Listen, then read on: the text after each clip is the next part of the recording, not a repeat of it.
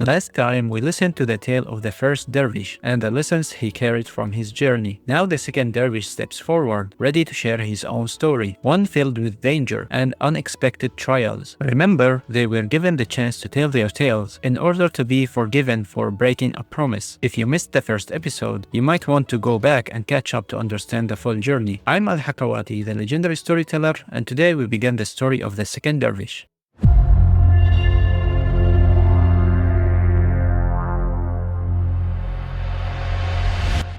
The second dervish explained that he hadn't always been a wandering dervish. Long ago, he was the son of a great king. He spent his youth studying, learning the Quran, astronomy, poetry, and many other sciences. People praised him not only for his wisdom, but also for the beauty of his writing. One day, the king of India heard about him and invited him to his court. His father prepared 6 ships with horses and gifts. After a month at sea, they reached India. Soon after, bandits attacked them. The young man's people were outnumbered. Some of his servants were killed, and he was injured. Somehow he escaped with only what he could carry, while the bandits took everything. With his power and position gone, he wandered with no clear path. He climbed mountains, slept in caves, and kept going until he reached a safe city, and at last he felt some relief. He walked past a tailor's shop. The tailor greeted him warmly, listened to his story, and told him to keep his identity hidden, because the king of this city was an enemy of his father. He gave him food and a place to sleep. He stayed with the tailor for 3 days. Then the tailor asked if he had any skills to make a living. The young man explained that he was a scholar, a mathematician, even a calligrapher. But the tailor shook his head. In this city, people were not interested in books or science. They only cared about money. So the tailor handed him an axe and a rope and took him to some woodcutters, telling them to take care of the young man. From then on, every day he went out to the countryside, cut wood, and carried it back to sell. The little he made bought him food, and he even saved a bit on the side. He worked as a woodcutter for a year. One day, while wandering alone, he found a big old tree stump with a hole beneath it. He started digging around it, and suddenly his axe struck a copper ring fixed to a hidden trapdoor. He pulled it open and found a staircase leading down to a palace like nothing he had ever seen. In its center sat a young woman of striking beauty. Seeing her made him feel amazed. She asked who he was and how he ended up here. So he told her his story. She listened kindly, moved by all he had suffered. Then she told him her story. She was the daughter of King Ifrit, who ruled some faraway islands. She had been promised to her cousin, but on her wedding night, an Ifrit named Dervish had taken her. He brought her here to this hidden palace and cared for her, visiting only once every 10 days. She could call him by touching special lines in the dome, and he would appear to help her. She invited him to stay until the Ifrit's next visit. He agreed, thinking fate had led him to this incredible place. The young man stayed with the princess, and she treated him kindly. They spent their time sitting together, sharing food and talking like old friends who had finally found each other. For the first time in days, he could forget his troubles and just relax. Each morning, she took care of him, making sure he felt safe and comfortable. She told him that she had been alone in the hidden palace for 25 years, with no one to talk to or share her days with, and his company finally eased her loneliness. One day, he suggested they try to get rid of the Ifrit. She told him to be patient, saying only 1 day out of 10 belonged to the Ifrit, and the rest of the time was theirs. She urged him not to rush, but the young man, still excited and careless, went ahead and messed with the dome anyway, ignoring her warnings. The moment he touched the dome, the ground shook, thunder rumbled, and the sky turned dark. He knew at once he had made a terrible mistake. The princess shouted for him to run while he still could, and he ran in panic, leaving his shoes and tools behind. At the top of the steps, he saw the Ifrit appear. He slammed the trapdoor shut, trying to hide, but regret already filled his heart for the danger he had brought on the princess. He returned to the tailor, who was relieved to see him safe. The tailor told him that a Persian sheikh had come looking for him, bringing his missing axe and shoes. The Ifrit had already found the axe and shoes the young man left behind. Not knowing who they belonged to, he went to the woodcutters in town and asked. They immediately recognized the tools and said they belonged to the dervish. That was all the Ifrit needed. Suddenly, the floor of the young man's room seemed to shift,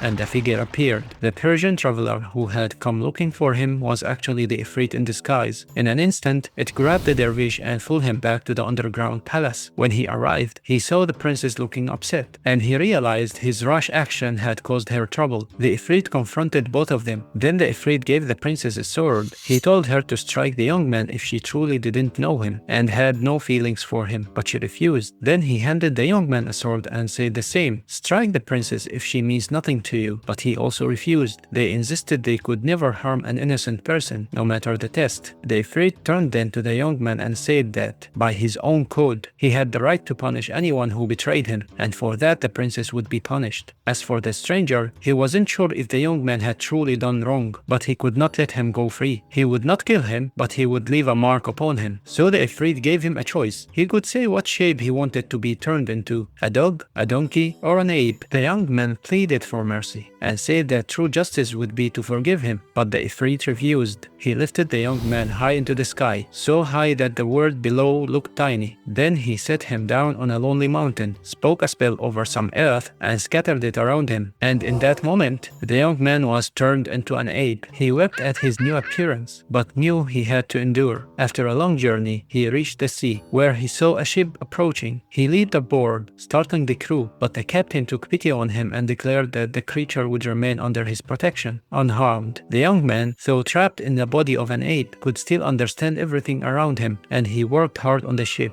Day after day he helped the crew. The captain liked him and could tell this was not just any ordinary ape. The ship sailed for many days until it reached a big city. The king's guard came aboard to greet the merchants, carrying a message. The king wanted every merchant to write a line on a scroll. He was looking for a new vizier, someone with a good hand for writing, since his old vizier had passed away. So the scroll was passed around, and each merchant who knew how to write added his line. Then the ape reached out for it. The merchants cried out in fear, certain he would ruin it, but he only gestured calmly, showing he meant no harm. The captain, who had watched him closely all this time, told them to let him try. He said that if this strange ape truly could write, then he would treat him as his own son. The ape picked up a pen and wrote beautifully in different styles. His writing showed wisdom, proving that even as an ape, he was clever and talented. The king only loved the dervish's writing, not knowing it came from an ape. When he learned the truth, he was amazed and delighted. He sent for the ape, who was dressed in fine clothes, put him on a mule, and led a band of musicians in front of him. The people couldn't believe what they saw. The dervish bowed to the king 3 times, and the king was impressed by his manners. The king had a big table set for the dervish with all kinds of food, and motioned for him to eat together. So the dervish got up, bowed, and joined him. After they finished, the dervish washed his hands, grabbed the pen and ink, and wrote a few lines praising the meal and reflecting on patience and how fortune changes. Then he sat a little aside. The king read it and couldn't believe his eyes. He was amazed. An ape who could write so beautifully and wisely. He then set up a chessboard and invited the dervish to play, and the dervish won both games, leaving the king completely astonished. The king called his daughter Sit al-Husn to witness this strange ape. She covered her face, saying she would not appear before strangers. The king told her only he and the ape were present. Then she revealed the truth. This was no ape, but a king's son, cursed by the Ifrit Jerjes, yet still wise and honorable. The king was astonished. The dervish wept as he confirmed her words.